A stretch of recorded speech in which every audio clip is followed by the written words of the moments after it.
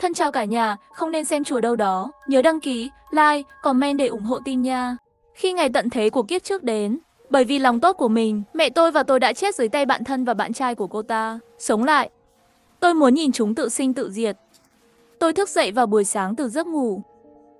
Cơn đau do dao xé xác dường như vẫn còn sót lại. Nhưng khi mở mắt ra, trước mắt không có cặp nam nữ có lương tâm chó cắn kia. Tôi đã nghĩ đến một điều, lập tức lấy điện thoại ra xem, ngày mùng 9 tháng 6. Đây là 15 ngày trước của ngày tận thế. Tôi không thể tin rằng tôi đã được tái sinh. Tôi điên cuồng chạy đến phòng ngủ của mẹ tôi. Vui mừng ôm mẹ. Người mẹ bị đánh thức giật mình. Vội vàng hỏi tôi, Uyển Uyển, có chuyện gì vậy? Tôi vội an ủi mẹ tôi, không sao ạ. Chỉ là gặp ác mộng thôi ạ. Và tôi đã khóc. Sau khi thời tận thế bùng nổ, nhà chúng tôi sống tương đối tốt. Và tất cả là vì người mẹ đã chịu đựng cả nửa đời người. Năm đó người cha đó đánh bạc, nợ một đống nợ còn bạo lực gia đình. Sau khi mẹ ly hôn, đưa tôi và em trai rời đi, còn phải luôn bị kẻ cho vay nặng lãi đuổi theo để đòi nợ. Tất cả các loại thủ đoạn bẩn thỉu và hèn hạ buộc chúng tôi phải tiếp tục di chuyển nơi ở. Bởi vì những trải nghiệm này, mẹ coi trọng sự an toàn, gần như đến mức loạn thần kinh. Nhà tôi ở tầng 214 trên tầng cao nhất. Kính và cửa an toàn trong nhà đều là loại chống nổ. Trong nhà còn chảy bông cách âm giá không thấp. Thậm chí mẹ còn có thói quen tích trữ lương thực ở nhà. Lý do chỉ là để ngăn hôm nào đó bị kẻ cho vay nặng lãi chặn ở nhà. Nhưng những chuẩn bị này lại phù hợp với trong ngày tận thế của sự mất mát hoành hành, để cho mẹ con chúng tôi sống qua rất nhiều thời gian, nếu không phải vì lòng tốt cho Lưu Hoan vào nhà mình. Tôi khóc quá dữ dội, làm mẹ không biết nên cười hay nên khóc, chỉ có thể an ủi tôi. Chắc là do áp lực công việc quá lớn, thỉnh thoảng cũng phải nghỉ ngơi một chút. Tôi gật đầu đồng ý. Tiếp theo cũng phải chuẩn bị đối phó với thời tận thế rồi. Về phòng tôi tìm thấy bút và giấy, liệt kê các vật tư cần chuẩn bị, nhân tiện gửi tin nhắn cho em trai trước, bảo em ấy gọi lại cho tôi vào sáng mai. Nhưng em trai tôi đã gọi lại cho tôi ngay lập tức. Dương Dương, nghe chị nói này. Chị ơi, nghe em nói này. Chúng tôi nói gần như cùng một lúc. Tôi nhận ra điều gì đó. Sau một khoảng thời gian im lặng ngắn chúng tôi đã nói 5 từ cùng một lúc. Thời tận thế sắp đến rồi. Em trai tôi thế mà cũng được tái sinh.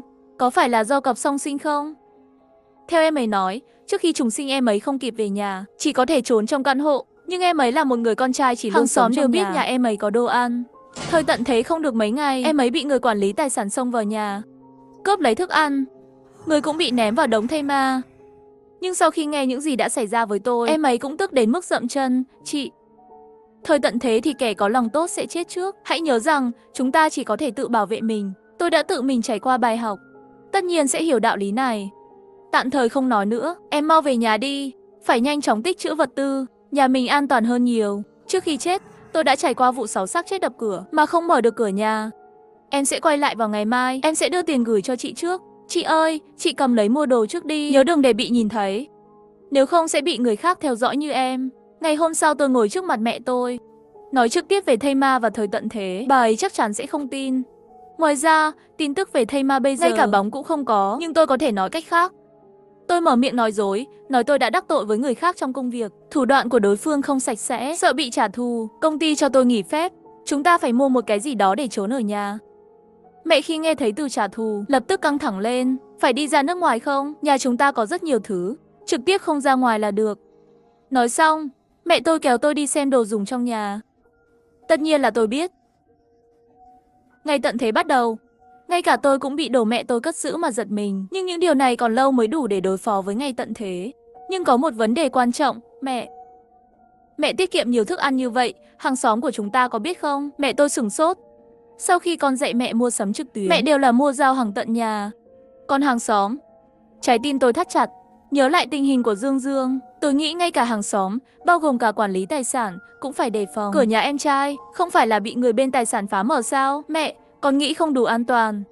Bắt đầu từ hôm nay, chúng ta không cần bật đèn vào buổi tối nữa, làm cho họ nghĩ rằng không có ai ở nhà. Mẹ tôi đã dạy tôi điều đó.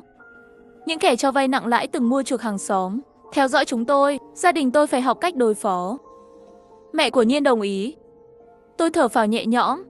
Hôm nay phải đến công ty xin nghỉ phép, nhưng xin nghỉ là thứ yếu. Mục đích chính là để đánh lừa sự chú ý. Ít nhất không thể để chuyện thời tận thế mà nhà tôi bị theo dõi được. Trước khi ra ngoài tôi không quên đi đến bên quản lý tài sản, lấy cớ để trả phí vận chuyển sớm. Giả vờ vô ý, tiết lộ, 2 ngày nữa nhà chúng tôi sẽ chuyển đến nắp cho em trai. Cho thuê nhà ở đây. Nhân tiện cũng lấy lý do cải tạo nhà cho thuê và vận chuyển vật dụng, tôi đã lấy thẻ thang máy chung. Người quản lý tài sản biết tôi sẽ chuyển đi cho thuê, cũng khuyên tôi nên ghi chú trong nhóm chủ sở hữu. Điều tôi muốn là hiệu ứng này. Tôi biết khi ngày tận thế đến, họ sẽ thống kê nguồn cung cấp của mọi người. Đến lúc đó, cách tốt nhất là lặng lẽ biến mất trong đám đông. Bởi vì trong thời tận thế đáng sợ không chỉ là thây ma, mà còn có lòng người. Nhưng tôi nhớ ra một điều nữa. Vì vậy, tôi nói với người quản lý tài sản rằng tôi đã chú ý đến tòa nhà nơi tôi đã thấy một người đàn ông với một con dao thường quanh quẩn gần đó. Cảm thấy hơi nguy hiểm. Tốt hơn là thông báo cho cư dân. Thực ra tôi không phải tự dựng thể hiện lòng tốt, chỉ là không muốn để cho đôi cẩu nam nữ đó có thể sống sót trong ngày tận thế. Đi trên đường thì thấy người quản lý tài sản gửi thông báo. Không nhắc đến tôi, nhưng cũng nhắc nhở cư dân ở đó chú ý an toàn. Tôi thấy một người thuê nhà nói muốn đổi một cái cửa chống trộm tốt hơn. Mê mơ, tôi rất hài lòng khi ngày tận thế của kiếp trước đến. Bởi vì lòng tốt của mình, mẹ tôi và tôi đã chết dưới tay bạn thân và bạn trai của cô ta. Sống lại. Tôi muốn nhìn chúng tự sinh tự diệt. Đến công ty xin nghỉ phép, quả nhiên không ngoài dự đoán gặp được Lưu Hoan rồi. Lại nói lại những lời ở chỗ quản lý tài sản. Lưu Hoan không nghi ngờ gì, con giả vờ nói. Đáng tiếc không thể ở cùng một khu phố nữa. Tôi chỉ cảm thấy buồn nôn, còn có cảm giác nổi da gà. Rời khỏi công ty, tôi thở phào một hơi thở. Tiếp theo sẽ bắt đầu tích trữ vật tư. Tôi mua nhà, số tiền tiết kiệm còn lại không nhiều. Nhưng với tiền của em trai, 40 vạn tệ vẫn còn. Nhưng trước đó, trước tiên hãy chuẩn bị cho năng lượng ngày tận thế. Trong nhà có tấm pin mặt trời. Tòa nhà được xây dựng ở rìa thành phố đại học, nhưng dù sao vẫn chưa hoàn thành.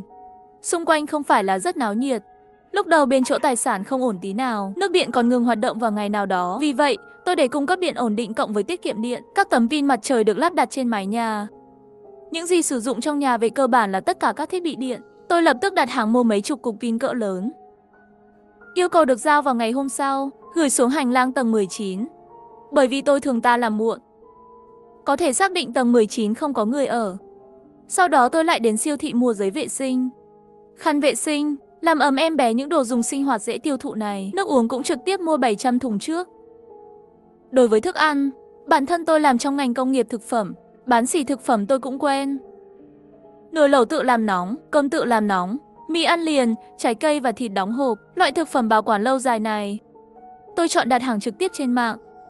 Mỗi loại 100 thùng, tất cả đều gửi đến địa chỉ giả. Phần còn lại đi thẳng đến chợ bán sỉ. Gạo và bột mì cứ 700 cân thì mua. Sau đó là hộp trái cây. Xem xét một số dễ bị hư hỏng. Vì vậy, mua tối đa 50 hộp. Còn những quả như bí ngô, dưa mùa đông, khoai tây và củ cải. Còn coi được lưu trữ tốt nên mua thêm một chút. Ngoài ra còn đặt hàng rất nhiều thịt tươi, xúc xích và thịt xông khói. Đơn lớn như vậy. Ông chủ vui vẻ nhận tiền. Thấy tôi là mừng húm. Cũng ám chỉ rằng có thể giảm giá ở đây. Sau này chăm sóc công việc kinh doanh cho nhau nhiều hơn. Tôi cũng mỉm cười thể hiện tốt. Một chuyến như vậy, tiêu tiền như nước chảy.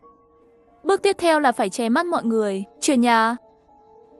Bởi vì em trai tôi chỉ sống ở phía bên kia thành phố, cho nên trở về rất nhanh. Bảo xe tải đưa đến gần khu vực. Chúng tôi lái chiếc xe tải thuê. Hai người hợp lực chuyển đồ về nhà hết lần này đến lần khác. Sau khi về nhà, tôi mới phát hiện ra Mạc Dương Dương có khả năng ngay như khi về đến nhà, em ấy đã mua hạt giống. Kế hoạch trồng rau ngày tận thế. Em ấy còn nói với tôi, em ấy lặng lẽ làm hỏng thang máy và máy giám sát ở tầng 1. Tôi không nghĩ đến vấn đề này, mặc dù không có đạo đức, nhưng nó rất hữu ích cho sự sống còn cuối cùng của chúng tôi. Khu phố này vốn không hoàn hảo. Lần trước camera giám sát bị hỏng, họ nán lại 1 tháng. Lần này bị hỏng, ít nhất đừng nghĩ rằng họ sẽ sửa nó trước khi đến thời tận thế. Tôi liên tục khen em ấy có năng lực, nhưng bất ngờ còn nhiều hơn thế. Em trai tôi cũng lấy số tiền tiết kiệm còn lại ra. Đó là một con số khiến tôi ghen tị. Em ấy là người lắp chim trò chơi, không ngờ lại tiết kiệm được nhiều tiền như vậy. Nhưng nhiều hơn vẫn là hài lòng. Ít nhất, tôi không phải lo lắng về khả năng sống của em trai tôi nữa. Ngoài ra là kho dự trữ ngày tận thế của chúng tôi cần nhiều tiền hơn. Tôi đưa ra danh sách vật tư, kiểm tra thiếu sót với em trai. Dự trữ vật tư về cơ bản không có vấn đề gì. Tôi còn thêm vào là phải dán màng chống nhìn trộm một chiều cho nhà. Và mua rèm tre. Em trai tôi đề nghị tôi mua 2 lớp rèm cửa. Đề phòng, tôi sẵn lòng đồng ý. Các mặt hàng tự vệ sẽ giao cho Dương Dương mua. Tôi chỉ phụ trách chuẩn bị thức ăn.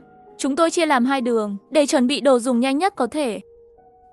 Buổi tối nhà chúng tôi vẫn không bật đèn. Kéo rèm cửa lại, chỉ sử dụng đèn bàn nhỏ làm giảm độ sáng hoạt động trong phòng. Trước tiên hãy lấy vật tư hôm nay mua về, nhét đầy đủ vào phòng chứa đồ. Chúng tôi không tiếc công sức để giả mạo không có ai trong nhà. Còn 13 ngày nữa là đến ngày tận thế.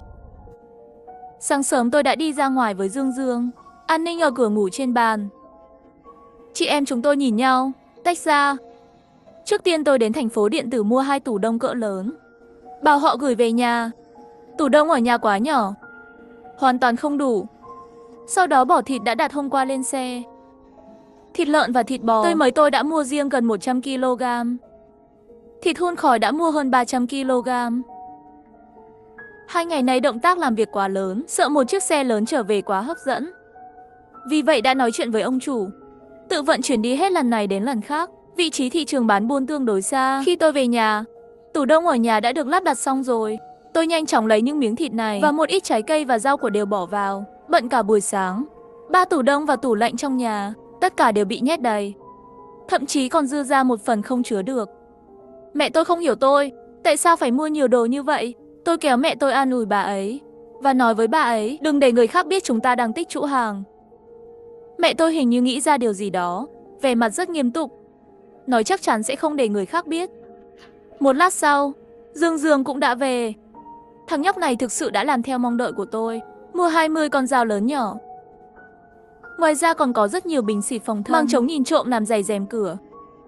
Và mua 2 máy bay không người lái, hàng chục camera lộ kim, 3 kính thiên văn. Một trong số đó còn có chức năng nhìn ban đêm. Ngoài ra còn mua một số dây điện.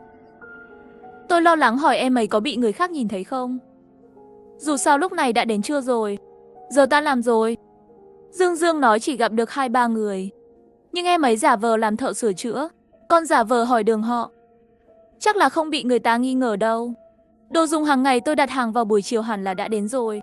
Kế hoạch của chúng tôi sau khi chuyển những vật tư này về nhà rồi mới ra ngoài. Sau khi chuyển xong tôi vẫn không yên tâm, bởi vì lối đi an toàn và thang máy, xác sống và người đều có thể lên đây. Tôi ghi chú là muốn mua cửa máy chống trộm và dây xích lớn. Sau đó em trai cũng nhanh chóng đặt camera lộ kim gần cửa sổ.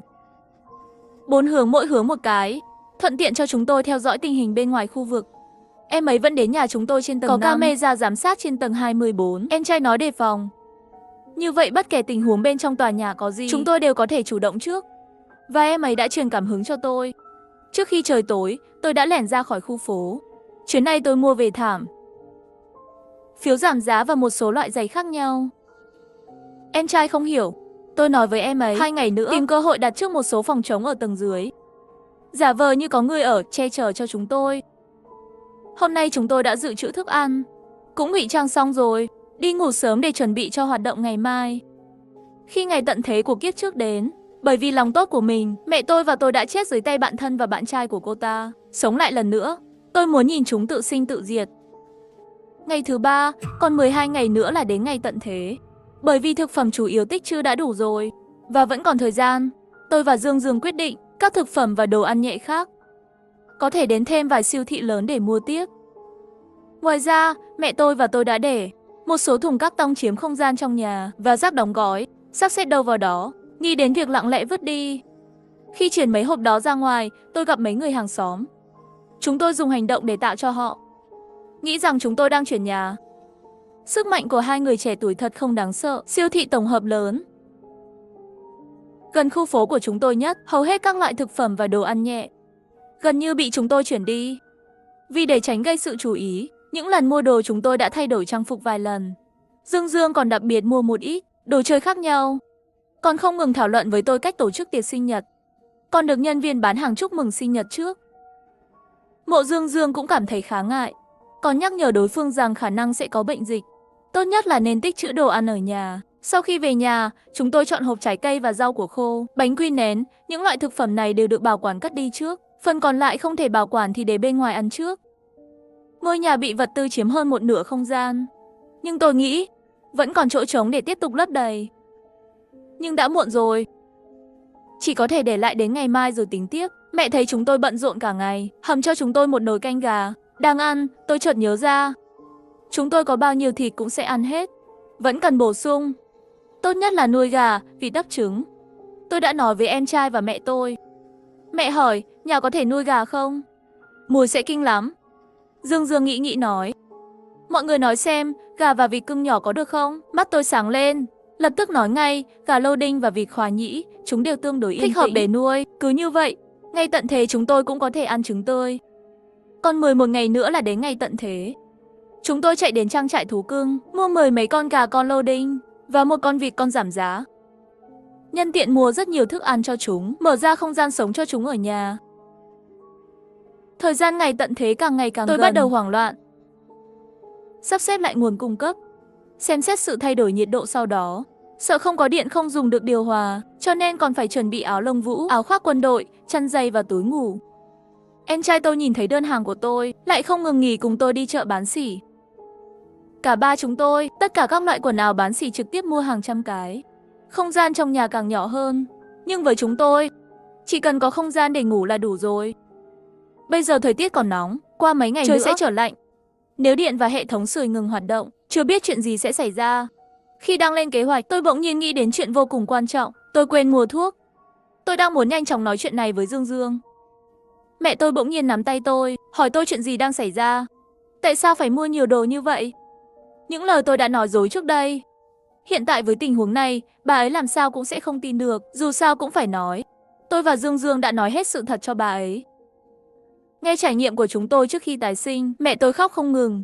Bà ấy có thể không biết thây ma có nghĩa là gì, nhưng cả con trai con gái đều bị người ta giết hại trong thời kỳ tận thế, cũng đủ để làm tan nát trái tim bà ấy. Chúng tôi an ủi mẹ, đã chuẩn bị rất nhiều. Lần này, chúng tôi nhất định sẽ an toàn sống đến khi tận thế kết thúc. Mẹ hỏi tôi có thể giúp được gì. Tôi đã nghĩ ngợi, vẫn bảo bà ấy nên ở trong nhà, sắp xếp tất cả các nguồn cung cấp. Mẹ đồng ý. Chờ ngày hôm sau đến. Còn 10 ngày nữa là đến ngày tận thế. Mua càng nhiều thuốc càng tốt. Mấy ngày tới, chúng tôi vẫn chưa ngừng mua hàng. Nhưng, chúng tôi đều rất cẩn thận tránh những cư dân xung quanh. Thời tận thế giải quyết bài tiết cũng là một vấn đề lớn. Chúng tôi đã mua rất nhiều cát mèo để sử dụng. Khi chỉ cách ngày tận thế có 3 ngày, không gian trong nhà đã trở nên rất nhỏ. Chúng tôi chỉ còn lại nửa phòng ngủ. Ngày hôm đó, cuối cùng chúng tôi đã ngừng hoạt động mua hàng. Gia đình đi ăn lẩu, cũng đóng gói thịt nướng và đồ lặt vặt về nhà, trốn người trên đường đi. Mẹ tôi cười và nói chúng tôi giống như những đặc vụ. Về đến nhà tôi mở điện thoại, có một bài đăng nói rằng có một vụ người cắn người, nhưng mọi người chỉ cho rằng đó là bệnh dại. Tôi đã cảm thấy có chuyện nguy hiểm sắp xảy ra. Chúng tôi sẽ không ra ngoài trong 2 ngày cuối cùng. Để niêm phong lối đi an toàn, chúng tôi dùng xích sắt và khóa lớn, bắt đầu từ tầng 16, khóa hết đường lên tầng cao nhất. Mỗi cánh cửa đều có ít nhất 2 cái khóa chặn lại. Dương Dương không biết lấy từ đâu ra rất nhiều chuông. Tất cả được buộc vào xích sắt, gió cũng không thổi rơi được, nó chỉ đổ chuông khi muốn tháo dỡ. Nếu ai đó muốn tháo dỡ tất cả các trên đường đi, vậy thì hắn ta nên bảo vệ tính mạng mình trước. Vốn là Dương Dương muốn bắt đầu khóa từ tầng 1, nhưng lòng lương thiện cuối cùng vẫn không để cậu làm vậy. Chỉ cần đặt một số chuỗi khóa sắt bao gồm chìa khóa phù hợp đằng sau mỗi cửa an ninh. Nếu họ cần thì khóa cái này lại. Khi làm như vậy, mặt, nó có thể cải thiện tỷ lệ sống sót của cộng đồng. Mặt khác cũng có thể đạt được tác dụng che mắt người khác. Dương Dương nói, những người ở tòa nhà đối diện đã giết chị gái tôi, không cần quan tâm nữa. Mấy kẻ khốn đó, chết một thằng thì chúng ta sẽ an toàn hơn. Mẹ tôi cũng đồng ý. Yên tâm, lần này chúng ta đã chuẩn bị lâu như vậy. Chờ đến khi muộn hơn một chút mới dừng thang máy lại. Lần này chắc chắn sẽ không ai phát hiện ra chúng ta. Gia đình chúng tôi ngồi cùng nhau, yên lặng chờ đợi cơn ác mộng ngày mai đến. Ngày tận thế xác sống bùng nổ. Làm thế nào tôi có thể sống sót với gia đình mình? Sáng sớm hôm sau chúng tôi thức dậy. Tôi lấy tôm đông lạnh ra. Tôi định làm cháo tôm trước. Khi dịch xác sống bùng nổ đến với chúng tôi, khoảng 12 giờ. Nhưng thực ra lúc 11 giờ bắt đầu, đã nổ ra ở trung tâm thành phố rồi. Dương Dương và tôi chặn mẹ tôi vào vị trí bên trong. Khi thây ma đến thật sự quá máu me, thật kinh tởm. Chúng tôi vẫn không muốn mẹ mình nhìn thấy. Đồng thời tôi không ngừng lướt điện thoại di động. Trong nhóm chủ sở hữu đã âm ĩ hết cả rồi. Tất cả đều phàn nàn thang máy bị hỏng. Tôi lặng lẽ xem một lát rồi tắt đi. Ngay tận thế vẫn là bảo vệ mạng quan trọng hơn. Quay đầu lại, tôi đi xem tin tức. Tôi phát hiện ra vào khoảng 7 giờ sáng, một số khu vực ven biển đã có báo cáo về bệnh dại rồi, nhưng hầu hết đều bị chính phủ ép xuống. Đây được cho là một ngày bình thường. Một đôi nam nữ đang đi mua sắm. Bỗng nhiên phía trước một thanh niên dừng bước. Phụ nữ thế lạ. Bỗng nhiên người thanh niên kia chạy về phía hai người, giữ người đàn ông lại và bắt đầu cắn. Xung quanh có tiếng hét, một số chạy trốn, là hỗn loạn bắt đầu. Bây giờ thời gian này, không cần nhìn cũng biết, trong mạng lưới đã sôi nổi lên rồi, nhưng tôi đã trải qua tất cả rồi. Ngược lại, tôi quan tâm nhiều hơn đến nhóm chủ sở hữu. Dù sao nhà chúng tôi cũng là một con dê béo, phải hết sức cẩn thận mới có thể tự bảo vệ mình. Bỗng nhiên một tiếng động lớn vang lên. Ba chúng tôi đi đến cửa sổ, nâng rèm cửa lên một bên kiểm tra. Một chiếc xe bên ngoài khu phố đâm vào cổng. Phía sau xe, có một nhóm người đang nhanh chóng di chuyển đến đây. Nhưng tôi thấy rất rõ ràng trong kính thiên văn. Đó là những xác chết. Đời trước là như vậy. Bởi vì virus zombie ở trung tâm thành phố bùng phát cực nhanh, nhiều người nhận ra rằng họ phải chạy đến những nơi có ít người. Nhưng như vậy lại làm cho trung tâm thành phố có nhiều thây ma hơn, dẫn đến xung quanh thành phố. Người trong xe chắc là muốn chạy trốn. Nhưng có lại xảy ra tai nạn, bảo vệ muốn đến kiểm tra.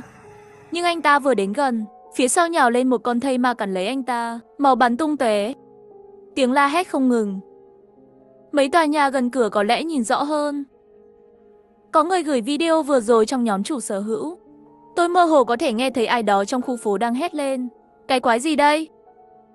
Tôi tiếp tục nhấn mạnh với gia đình. Những con xác sống này dựa vài âm thanh để đuổi theo con mồi. Và dựa cả vào mùi và ánh sáng. Chúng ta đừng lên tiếng, đừng bật đèn. Mọi thứ cẩn thận nhất có thể. Chúng tôi rời khỏi cửa sổ, kiểm tra giám sát với Dương Dương. Lúc này, trong khu vẫn còn một số người đang hoạt động. Sau khi những thây ma nhìn thấy người sống, điên cuồng lao vào khu phố. Một người phụ nữ đi giày cao gót vì chạy không đủ nhanh nên đã mất mạng. Và ngay sau khi bị cắn không lâu, người phụ nữ cũng lắc lư đứng lên, trở thành một trong những thây ma. Lát sau, trên bãi đất trống bên ngoài khu vực đã không còn người sống nữa. Một mảnh yên tĩnh. Nhưng lúc này, tin tức trong nhóm chủ sở hữu đã trở thành 99+. Mọi người đều hoảng sợ và khóc lóc. Quản lý tài sản xuất hiện để mọi người chuẩn bị đồ dùng trong nhà. Có người ngây thơ nói ra tình huống bên này của mình. Tuy nhiên, hầu hết các vật liệu trong nhà vẫn còn tương đối ít. Gia đình tôi không lên tiếng. Dù sao, trên danh nghĩa, nhà tôi đã chuyển đi rồi. Mẹ tôi sợ hãi trước cảnh tượng đẫm máu.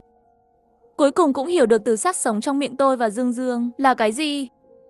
Chuyện đến bây giờ, ngược lại, mẹ tôi cảm thấy lo lắng. Bà ấy lo lắng lương thực của chúng tôi không đủ ăn, càng lo lắng đám quái vật kia có thể lên hay không. Tôi an ủi bà ấy và nói, nguồn cung cấp của nhà chúng ta đủ ăn trong 2 hoặc 3 năm. Và chính phủ sẽ không để những con quái vật này yên. Bây giờ chúng ta chỉ cần đảm bảo an toàn cho bản thân là được rồi. Mẹ đang xem tin tức. Trên TV cũng báo cáo xuất hiện tình huống người ta cắn người. Kêu gọi người dân không ra ngoài chờ cứu hộ. Trong nhóm tài sản vẫn đang cãi nhau không ngừng về vật tư. Bộ mặt thật của nhân viên bất động sản cũng dần dần lộ ra. Dương Dương nói bọn họ căn bản không muốn cho người trong tòa nhà phân phối quá nhiều vật tư. Cho nên những lời nói bây giờ chỉ là đang lừa gạt họ. Chị ơi, em không nghĩ chuyện này kết thúc nhanh như vậy. Trong nhóm đã có rất nhiều người phơi bày tình hình của chính mình. Khi đám người này tuyệt vọng, chắc chắn sẽ cướp đoạt vật tư của nhau. Tôi sửng sốt chợt nhớ đến Lưu Hoan. Thảo nào đời trước, họ có thể lấy được nhiều thứ như vậy, khiến họ sống đến cuối cùng, tìm đến nhà chúng tôi. Cho đến tối, bên ngoài vẫn còn rất nhiều thây ma. Tôi lặng lẽ quan sát hướng của ngôi nhà Lưu Hoan. Cả tòa nhà yên tĩnh. Có lẽ bây giờ vẫn chưa đến mức cần anh ta ra ngoài lấy thức ăn. Khi trời tối, cũng có người bật đèn, nhưng xác sống dưới lâu. Nó giống như tìm thấy hướng đi trong nháy mắt. Điên cuồng tràn vào tòa nhà đó, cửa bị đâm vỡ. Sau vài tiếng la hét, mọi người đều biết rằng ánh sáng thu hút xác sống. Vì vậy, khu phố trở nên tối tăm vào ban đêm. Yên lặng đến đáng sợ. Trong thời gian này Lưu Hoan cũng gọi điện thoại cho tôi. Tôi không trả lời. Nếu trong thời tận thế mà không liên lạc với người nào đó, vậy thì 89 lần trong số 10 người sẽ cảm thấy đối phương đã chết. So với việc nghe điện thoại và diễn trò với cô ta, vậy thì tốt hơn là giả vờ như đã chết. Quả nhiên, sau vài lần cô ta không gọi nữa. Trước khi đi ngủ, Dương lại kiểm tra camera giám sát trong hành lang một lần nữa. Em ấy nói nhóm người trên tầng 15 đang cố mở cửa nhà hàng xóm. Nhưng đó là 3 người thuê chung, đang xử lý một người đầu chọc gầy yếu. Hơn nữa vật tư cũng bị bọn chúng cướp đi. Bởi vì là ngày đầu tiên thây ma bùng phát, tương đối an toàn, cho nên chúng tôi không sắp xếp canh gác. Nhưng chúng tôi không ngủ ngon. Bên ngoài là đám thây ma gào thét. Sáng hôm sau, bị đánh thức bởi tiếng hét của con người. Giống như kiếp trước, một nửa số cư dân khi đi lấy vật tư đã chết trên đường. Tôi không thấy Lưu Hoan, không biết bên cô ta thế nào. Nhưng tôi đoán, thức ăn ở đó chắc là không nhiều. Nhà cô ta mặc dù cũng ở cao tầng, nhưng so với việc tích trữ thức ăn ở nhà, cô ta vẫn thích mua quần áo và túi xách hơn. Vì vậy, trả thù hay gì đó, không cần tôi tự tay làm. Thời tận thế, xác sống và đói khát có thể giải quyết vấn đề đó. Tôi chỉ cần ở nhà ăn đồ ăn ngon, nhìn họ tự chết là được rồi. Ngày tận thế bùng nổ. Làm thế nào tôi có thể sống sót với gia đình mình? Chúng tôi lên kế hoạch cho việc gác đêm. Trong nhà chỉ có 3 người, nhưng thây ma sẽ không quan tâm đến chúng tôi. Tốt nhất chúng tôi nên canh gác 24 giờ. Bởi vì ban ngày zombie hành động chậm, áp lực ít hơn là ca ngày thì giao cho mẹ. Sau đó buổi tối sẽ do tôi và Dương Dương chia đều, nhưng đây cũng chỉ là tạm thời. Sau một thời gian, chắc chắn sẽ có người ra ngoài cướp hàng trong ngày. Đến lúc đó còn phải thay đổi lại lịch trực. Tôi đứng ở cửa sổ nhìn tình hình bên ngoài một lúc. Hầu hết những người nhận hàng này đều lái xe đến đó. Nhưng thấy cũng không có được nhiều thức ăn gì. Thậm chí có một số người cũng không thể trở về. Vật tư và xe hơi và mạng sống của họ, tất cả đều ở lại đó. Sau đó, khu phố lại trở lại yên tĩnh, nhưng trong nhóm chủ sở hữu vẫn còn lộn xộn. Có người phát hiện thấy dây xích và cửa chắn phía sau cửa an ninh. Nó đã khóa cửa của tòa nhà rồi. Điều đó làm tôi nhẹ nhõm. Như vậy thì nhà tôi sẽ không bị lộ nữa. Bởi vì sau này phải theo dõi tình hình thây ma, tôi đi nghỉ sớm rồi. Khi tôi thức dậy, Dương Dương nói cho tôi biết có một gia đình dùng loa phóng thanh lôi kéo thây ma ra, lái về cả một xe tải chở hàng từ bên ngoài. Vài ngày trước khi đám thây ma bùng phát, hành động của zombie tương đối chậm, sợ ánh sáng hơn. Gia đình này cũng may mắn, chọn thời điểm thích hợp để đi ra ngoài tìm kiếm vật tư. Bây giờ ngày tận thế mới là ngày thứ 2. Cái ác của nhân loại vẫn chưa được kích thích hoàn toàn. Áp lực thực sự vẫn còn ở phía trước. Đổi ca với Dương Dương lúc 12 giờ tối. Tôi cũng rơi vào giấc ngủ sâu. Chiều ngày thứ 5 ngày tận thế, tín hiệu mạng trở nên cực kỳ kém. Camera giám sát mà Dương Dương lắp đặt tạm thời còn sử dụng trước khi mất mạng hoàn toàn. Em mày nói với tôi, 3 thanh niên ở tầng 15 đã sẵn sàng tìm kiếm từ tầng của họ xuống tầng dưới tìm thức ăn. Trước khi trọng sinh, 3 người đến đập cửa nhà tôi. Cuối cùng, tôi đã tìm cách thu hút lũ thây ma mới giải quyết được chúng. Nhưng cũng bởi vậy cửa nhà tôi bị thây ma vây quanh rất lâu. Lỗi mạng khiến mọi người không thể liên lạc với nhau. Ngày tận thế, sự ác ý sớm nhất đã dần dần xuất hiện vào thời điểm này. Buổi tối tôi theo dõi tình hình bên ngoài, bỗng nhiên mơ hồ nghe thấy tiếng hét. Nhưng khoảng cách quá xa, cộng với cửa ra vào và cửa sổ đóng chặt, tôi không nghe rõ. Thây ma dưới lầu như ngửi thấy mùi máu, không ngừng gào thét. Mặc dù không phải tòa nhà Lưu Hoan đó, nhưng đã 5 ngày rồi, chắc là cô ta cũng sắp không chịu nổi rồi. Ngày hôm sau tôi thức dậy, mẹ tôi nói với tôi, nhìn thấy tòa nhà mà Lưu Hoan sống, chỗ cửa sổ dính đầy máu. Nhưng tòa nhà đó rõ ràng không có thây ma vào. Tôi trầm tư, kiếp trước, họ có thể sống sót 1 tháng trước khi tìm thấy nhà tôi, bởi vì họ đã giết hết hàng xóm. Đáng tiếc thông báo đó hình như không có tác dụng gì. Hy vọng những người khác có thể chịu đựng được. Trời mưa to vào buổi tối. Sau cơn mưa này, lũ thây ma không sợ ánh mặt trời nữa. Chúng tiến hóa rất nhanh. Càng về sau, mức độ thối rữa của cơ thể chúng cũng sẽ chậm lại rất nhiều. Ngày tận thế bùng nổ 1 tuần rồi, nước và mạng lưới đã hoàn toàn ngừng hoạt động. Nhưng nhà chúng tôi có rất nhiều nước. Sẽ không có vấn đề gì, trên radio phát liên tục thông tin về việc thiết lập vùng an toàn. 2 ngày này, cũng có người chọn cách rời đi với ít thức ăn. So với mạo hiểm, gia đình tôi chọn ở lại đây. Mấy người chúng tôi không có khả năng tự bảo vệ. Đi ra ngoài cũng chỉ là thêm thức ăn cho thây ma mà thôi. 1 tuần trôi qua, trước đây hộ gia đình không nhận được hàng dự trữ lương thực không còn nhiều nữa. Vì vậy, bất cứ điều gì xảy ra tiếp theo, không có gì ngạc nhiên. Bỗng nhiên nghe bên ngoài hình như có động tĩnh. Đến cửa sổ xem, phát hiện tầng 1 bị đám thây ma bao vây. Bên trong tòa nhà cũng ồn ào không ngừng. Rất nhanh sau đó có tiếng la hét và gầm thét. Mẹ tôi sợ hãi trước cảnh này, hỏi tôi, trong tòa nhà của chúng tôi có thể xảy ra chuyện này không? Dương Dương cũng khẩn trương nhìn tôi. Tôi an ủi họ, kiếp trước chúng ta sống 1 tháng, cũng không có chuyện này xảy ra. Bảo họ yên tâm. Chúng tôi đã sống sót như vậy trong 3 tháng. Thời gian chết trước khi tôi tái sinh đã qua lâu rồi. Lưu Hoàn cũng không xuất hiện, nhưng tòa nhà của họ cũng không sụp đổ. Trong khu phố có rất nhiều người thông minh, tự nhiên có thể hiểu rõ quy luật săn bắt của những thây ma này. Nhưng bây giờ có vẻ như con người nguy hiểm hơn thây ma, bởi vì đã xảy ra tình huống giết nhau vì thức ăn từ sớm rồi. So với sự đáng sợ ở bên ngoài, cuộc sống của gia đình chúng tôi gần như không có nhiều khác biệt so với trước thảm họa. Có lẽ con người cuối cùng cũng từ lúc này phục hồi từ cuộc khủng hoảng zombie. Đến trưa một ngày nào đó, một chiếc trực thăng bay qua mái nhà của chúng tôi. Người bên trong nó đang tích cực tiêu diệt thây ma. Cũng sẽ cho thức ăn và cho mọi người. Có mấy gia đình chắc là quá kích động. Trực tiếp đẩy cửa sổ ra, vẫy tay với trực thăng. Dương Dương đứng bên cửa sổ, mặt sợ hãi gọi tôi qua. Tôi nghi hoặc nhìn em ấy, ngón tay em ấy chỉ một chỗ. Có một xác chết nữ cao lớn đứng đó. Nhưng nó chỉ đứng đó. Tôi vẫn không hiểu. Âm thanh Dương Dương run rẩy nói, mắt con xác sống kia. Mắt nó đang nhìn người sống sót. Tôi ngạc nhiên, lập tức cầm kính viễn vọng lên quan sát cẩn thận. Quả nhiên, đôi mắt vốn đục ngầu lúc này đang nhìn chằm chằm vào vị trí của những người vẫy tay. Tôi thậm chí còn tìm thấy 2 con xác sống khác trong tình huống tương tự. Tin tức này rất không tốt. Tôi nghi ngờ chúng đã có trí tuệ nhất định. Tôi vội vàng nói với mẹ, 2 ngày này chúng ta cẩn thận hơn một chút, càng yên tĩnh càng tốt. Trong lòng tôi có sự bất an và dự cảm mãnh liệt sẽ có một thảm họa khủng khiếp hơn. Đêm đó, khi Dương Dương giám sát thây ma, phát hiện đám thây ma vô cớ đập cửa đơn vị, xông vào tòa nhà. Đây là từ ngày tận thế, đoàn thây ma tiêu diệt tòa nhà thứ 2 rồi. Điều đáng sợ là lần này hoàn toàn là hành động tự phát của zombie. Tôi không biết những thây ma thông minh này làm thế nào để giao tiếp với xác sống bình thường. Nhưng một khi chúng đột nhập vào, nó sẽ phá vỡ mọi cánh cửa. Nếu tối nay chúng tấn công tầng của chúng tôi, vậy nhà tôi em rằng cũng khó thoát chết. Bây giờ chúng tôi chỉ có thể nhanh lên, đặt một số thứ nặng ở cửa. Ít nhất có thể ngăn cản một chút. Bí mật cầu nguyện, chất lượng của cánh cửa này nhất định có thể bảo vệ được. Xâm chiếm xong tầng 1, thi thể hưng phấn gào thét. Nhưng không đợi chúng giết lần thứ 2, tiếng súng vang lên từ xa. 5 chiếc xe tải lớn sửa đổi rất lớn, đi đến đâu diệt xác sống đến đó. Mẹ tôi vui lắm, tưởng quân đội tới. Dương Dương lập tức ngăn lại động tác của mẹ.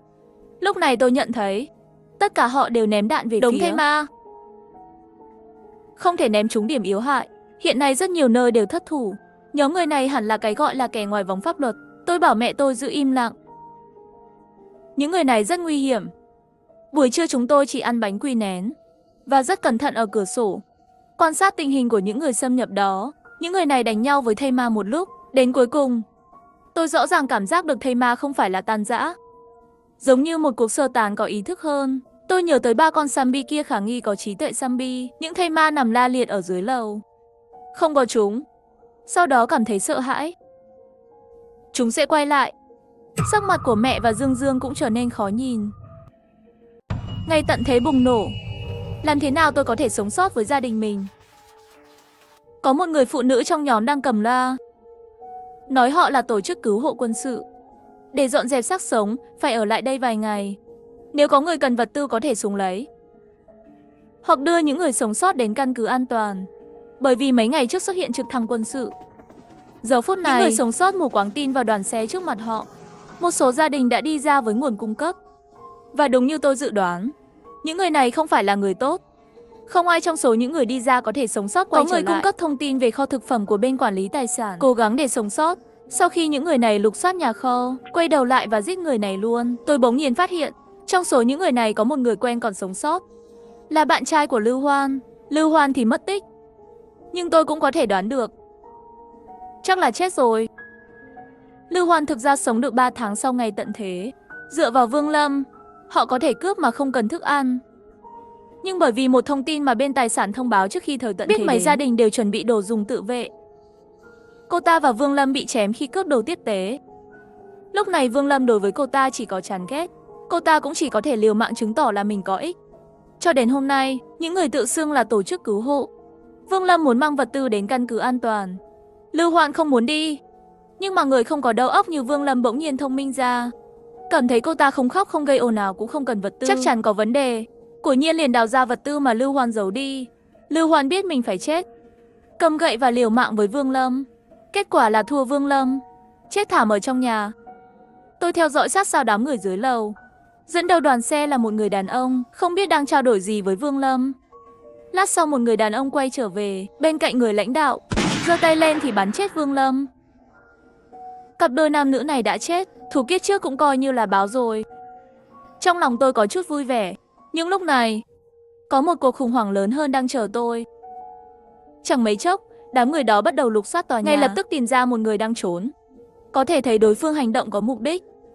Tôi em rằng tờ giấy mà Vương Lâm đưa ra là danh sách những người sống sót. May mà ở chỗ nhà tôi, họ sẽ không qua được trong một thời gian. Nhưng Dương Dương đã nhắc nhở tôi, nếu những người này thấy tòa nhà khóa cửa, chắc chắn cũng có thể đoán được bên trong có người. Tôi không bao giờ nghĩ tới, chuẩn bị các biện pháp phòng ngừa lại là một tín hiệu để lộ bản thân. Dương Dương định đi xuống lầu mở khóa cửa, nhưng tôi đã từ chối. Tôi tự nhủ mình phải bình tĩnh, phải có cách nào đó. Tôi phải bảo vệ gia đình mình. Tôi nhờ tới mấy con xác sống kia có chút trí tuệ. Trong lòng nảy ra một kế hoạch, dẫn bọn chúng trở lại. Buổi tối chúng tôi thậm chí không dám bật đèn ngủ. Tôi cắt ngón tay, thoa máu lên mấy miếng thịt lợn, treo thịt trên máy bay không người lái. Dương Dương thì điều khiển máy bay không người lái để thu hút thây ma. Máy bay không người lái bay thấp rời khỏi khu vực. Dương Dương nói phải cố gắng gần thành phố nhất có thể để thu hút thêm nhiều thây ma. Máy bay không người lái quay một vòng trên đầu thây ma. Lập tức có rất nhiều thây ma đi theo. Khi đến gần khu phố, phát hiện thấy 3 xác sống có trí thông minh lại không đi. Hơn nữa còn tập hợp một nhóm lớn thây ma ở gần đó. Vì vậy, với tiếng gầm rú liên tục, một đám thây ma tấn công khu phố của chúng tôi. Nếu 3 con đó cũng đến, tình hình của chúng tôi cũng không an toàn. Đây thật sự là trước có sói sau có hổ. Bên ngoài là tiếng súng chói tai, tiếng gầm thét của thây ma. Gia đình chúng tôi ở bên nhau, cầu nguyện để vượt qua cuộc khủng hoảng này. Chẳng mấy chốc, lũ thây ma đã phá vỡ phòng tuyến của bọn ngoài vòng pháp luật. Họ đã lùi về phía tòa nhà này của chúng tôi. Mẹ rất bối rối. Tôi chỉ có thể không ngừng an ủi bà ấy. Dương Dương im lặng lấy ra một con dao. Chị, nếu thây ma xuất hiện, em sẽ ra ngoài và dẫn họ đi. Có thể giết một con thì giết một con. Nước mắt mẹ lập tức rơi xuống. Đứa trẻ ngốc nghếch. Muốn đi cũng là mẹ đi ra ngoài. Không, chúng ta không ai được ra ngoài. Chúng ta nhất định phải sống sót, sống đến khi những thây ma này bị tiêu diệt hoàn toàn. Những giọt nước mắt thầm lặng của chúng tôi. Có tiếng súng và tiếng chửi bới ở hành lang. Đã rất gần rồi. Nhìn mẹ và em trai trước mặt, tôi buộc mình phải bình tĩnh lại. Sau vài chục phút, những thây ma ở hành lang không còn nhiều nữa. Nhưng bây giờ không phải lúc để thư giãn. Dưới lầu còn có một con xác sống có trí tuệ.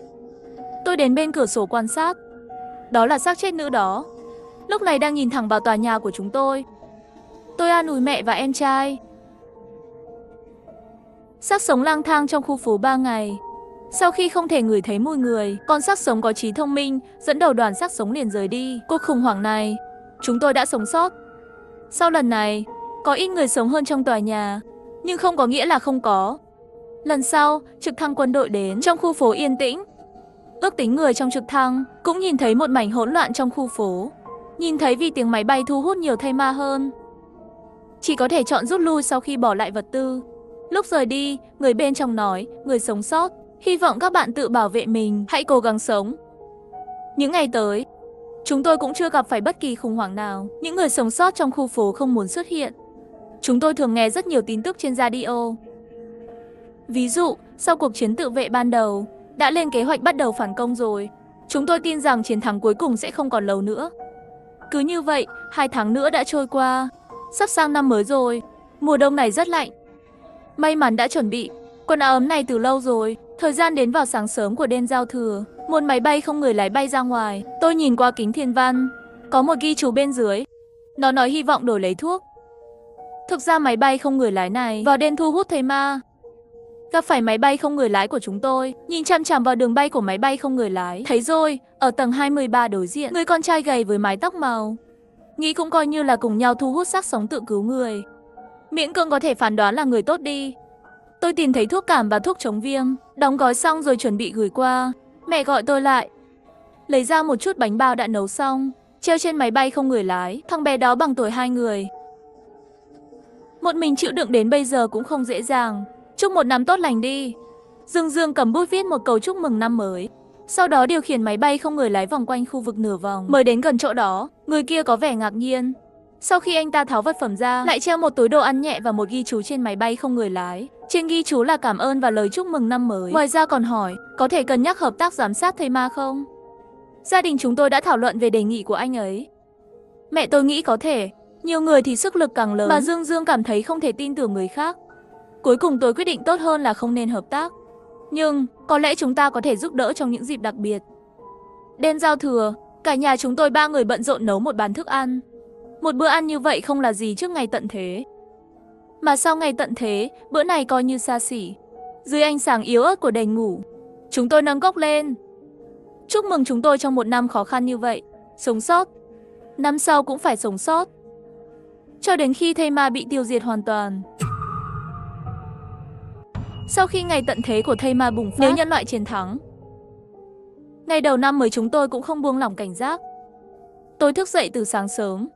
Mẹ còn đang ngủ. Dương Dương nói cho tôi biết, trước khi tôi thức dậy, thấy một chiếc xe chạy qua. Mục tiêu có thể là siêu thị hoặc hiệu thuốc. Tôi mới phản ứng lại. Có lẽ bởi vì có những người sống sót trong cộng đồng của chúng tôi, chính phủ thỉnh thoảng cũng sẽ phát vật tư. Điều này khiến tôi quên đi sự tàn nhẫn bên ngoài. Tôi em rằng có những người sống sót khác. Nơi ẩn náu của họ an toàn, nhưng cũng không được chính phủ phát hiện. Cho nên cũng không nhận được vật tư. Chúng tôi có quá ít người ở đây. Mà còn đều ở tòa nhà cao tầng, không có mùi người sống. Zombie cơ bản không đến được. Tận dụng thời gian rảnh, tôi gọi Dương Dương, sắp xếp lại đồ dùng trong nhà. Tìm thấy rất nhiều thực phẩm sắp hết hạn. Vài ngày tới có lẽ sẽ phải ăn bánh quy và đồ ăn chay. Nhưng tốt hơn là không có ăn sau này. Mấy ngày nay, trên đài phát thanh không còn chỉ là kêu gọi mọi người tự bảo vệ mình hoặc đến căn cứ an toàn. Hiện tại, chính phủ đã bắt đầu lấy căn cứ làm trung tâm, dần dần tiêu diệt xác sống. Điều này cũng cho chúng tôi thấy hy vọng. Nhưng lúc đầu vẫn ổn. Năm sau thay đổi theo thời gian, nhiệt độ dần ấm lên. Điều này có nghĩa là thủy triều xác sống đang đến. Chúng tôi thường xuyên nghe radio, sợ bỏ lỡ tin tức quan trọng nào. Làn sóng xác sống gần nhất, chúng đi qua đường cao tốc bên ngoài khu phố của chúng tôi. Sức mạnh tập trung của chúng rất mạnh. Mọi nơi đều đổ nát. Những ngôi nhà ầm ầm sụp đổ, làm cho gia đình chúng tôi rơi vào mất ngủ. Trên lầu cao mặc dù cũng có thể ẩn nấp, nhưng nó cũng khiến chúng tôi không còn nơi nào để trốn thoát. Chứng kiến nỗi kinh hoàng của thủy triều xác sống, tôi sợ hãi trong nhận thức muộn màng. Thời gian đã đến tháng 4 rồi. Một vài đợt thủy triều xác sống kéo dài gần 2 tháng. Trong thời gian này, căn cứ an ninh gần nhất bị bao vây bởi nhiều xác sống tấn công, nhưng may mắn, căn cứ vẫn ổn. Tôi tính toán, đã 9 tháng kể từ ngày tận thế. Cho dù thủy triều xác sống qua đi, khu phố vẫn rất yên tĩnh. Không biết bao lâu thì kết thúc được. Có thể cho chúng tôi ra ngoài ngắm bình minh và hoàng hôn. Khoảng nửa tháng nữa trôi qua, bắt đầu thông báo trên radio, hoạt động tiêu diệt thây ma của thành phố này chính thức bắt đầu. Cuộc chiến đang tiến từ rìa thành phố vào trung tâm thành phố. 32 con xác sống trong tiểu khu nhanh chóng bị giải quyết xong. Nhưng những người lính ở tầng dưới dùng loa phóng thanh, thông báo cho những người sống sót, xin vui lòng tiếp tục ẩn nấp, đừng mất cảnh giác. Trong quá trình xử lý, bất cứ lúc nào cũng có thể có thây ma lại đến đây. Sau khi thông báo cho những người trong tòa nhà, những người lính lần này chúng tôi thực sự nhìn thấy hy vọng. Nhưng quá trình này cũng không như chúng tôi tưởng tượng đơn giản như vậy. Trong thông báo phát sóng nói, đã xuất hiện một số lượng đáng kể thây ma có trí tuệ. Mặc dù chúng không có chiến thuật thông minh, nhưng với số lượng lớn, thỉnh thoảng sẽ tiến hành tấn công căn cứ. Điều này cũng gây rắc rối cho công việc xử lý thây ma. Ban đêm tôi tận mắt nhìn thấy có thây ma vào các tòa nhà gần khu vực của chúng tôi trốn đi. Nhưng không sao, chúng tôi không mất cảnh giác chỉ vì nhìn thấy hy vọng. Vô thức, trời sắp lạnh dần rồi. Theo đài phát thanh nói, môi trường quá lạnh và quá nóng có thể làm cho virus xác sống ngủ đông. Cho nên xác sống mới xuất hiện quá trình di chuyển theo chu kỳ. Em rằng việc xử lý thây ma trong thành phố sẽ rơi vào một tình huống khó khăn hơn. Đầu tháng 11, sáng sớm tôi nấu một nồi cháo thịt nạc trứng bách thảo. Mẹ tôi đã quen với chuyện nghe radio, muốn nghe một lát. Nhưng lần này, nội dung phát ra từ radio nhưng khiến tôi nghĩ cả ngày lẫn đêm, mơ thấy vô số lần. Vác bến xin đã được phát triển thành công, thảm họa nhân loại này sắp kết thúc. Đoạn nội dung này trên radio không ngừng phát. Mẹ tôi và tôi nhìn nhau. Chúng tôi vừa khóc vừa cười. Có vẻ như đã hơn 1 năm nay, nỗi sợ hãi và ấm ức, tất cả được giải tỏa. Mặc dù không dám phát ra âm thanh quá lớn. Không lâu sau đó, những chiếc trực thăng bay tới, giải thuốc từ trên xuống dưới. 3 ngày liên tiếp, toàn bộ thành phố được giải thuốc cường độ cao. Tôi lặng lẽ quan sát những xác sống đó. Từ đầu thì hành động càng chậm, sau đó chuyển sang đi bộ rồi ngã xuống đất, không bao giờ dậy nữa, thậm chí bắt đầu thối rữa theo thời gian. Lần này thật sự sắp kết thúc rồi. Lại 7 ngày nữa trôi qua, chỉ còn lẻ tẻ 1-2 con thây ma, và hầu như không thể duy trì khả năng đi bộ, nhưng tốc độ còn chậm hơn trẻ mới biết đi. Hành động tiêu diệt lần thứ 2 bắt đầu rồi. Cuối cùng lại có một đôi quân nhân đến khu chúng tôi. Họ mặc đồ bảo hộ, cầm súng. Một hai con thây ma trên bãi đất trống nhanh chóng được giải quyết. Họ lại bắt đầu cẩn thận tìm kiếm từng hành lang. Có vài tiếng súng. Sau đó, họ bắt đầu đưa từng con xác sống một kéo đến quảng trường trung tâm, đốt những thi thể này. Tôi nhìn Dương Dương. Người mẹ bên cạnh đã chuẩn bị bữa ăn từ lâu rồi, đóng gói trong túi niêm phong bằng nhựa. Chúng tôi quyết định dùng máy bay không người lái, gửi cho quân nhân. Nhưng chúng tôi không phải là những người duy nhất có cùng ý tưởng. Vì vậy, khi họ dọn dẹp các thây ma, trước mặt họ là 2 máy bay không người lái. Quân nhân sửng sốt. Mặc dù họ liên tục đẩy đưa, nhưng chúng tôi quyết tâm tặng. Món đồ cuối cùng vẫn được nhận. Họ cũng cảm ơn chúng tôi. Sau đó đến địa điểm tiếp theo để thực hiện nhiệm vụ dọn dẹp. Tận thế kết thúc rồi. Ngày đó, ra khỏi nhà là một buổi sáng đẹp trời. Trong tiểu khu chỉ còn lại 2 gia đình chúng tôi. Anh trai nhỏ gầy cười và chào hỏi chúng tôi. Chúng tôi cùng nhau cười mừng sự sống sót của mình, cũng chúc mừng người khác. Chúng tôi đều tham gia đội tình nguyện viên tái thiết sau thảm họa. Những ngày ác mộng đã qua. Cuộc sống mới cũng sẽ bắt đầu lại với những nỗ lực của chúng tôi.